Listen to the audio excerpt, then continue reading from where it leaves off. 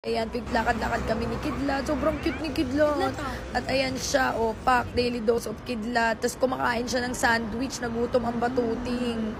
Ayan, pagkain ko yan, pero nakikain din siya. So, mas marami bata siya nakain sa akin. So, ayan. More lakad kami dahil mga babies hindi nakakapagod kasi nga sobrang lamig. At si Kidlat ngayon, walang kasawa ang lakad ng inatupag. At ayan, sabi ko picture kami, pero ang ginawa, nagmukbang. At ayan nga, ang baby ko sobrang cute. Ang bebe ko.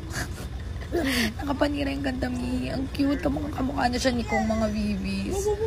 So, ayan tuwang-tuwa siya kahit sa dahon Tapos, ayan, more lakad. Pero isang lugar lang naman yung pinaglalakaran namin. Wala siyang sawa, day. Ito ang Kidlat ko. Tingnan nyo naman. Sobrang komportable niya. Parang may dala siyang kwarto, Nahiya na lang yung mga naglalakad, Dahil kailangan nilang umusog sa laki ng stroller. Lakad-lakad kami. Parang mali kami ng nasuot na boots dahil nagtakong-takong kami. Pero ayan nga si Kidlat, nagpipika po sa lolo at lola. Tuwang-tuwa ang nanay. Ayun, para siyang bear. Sobrang cute. Peekaboo!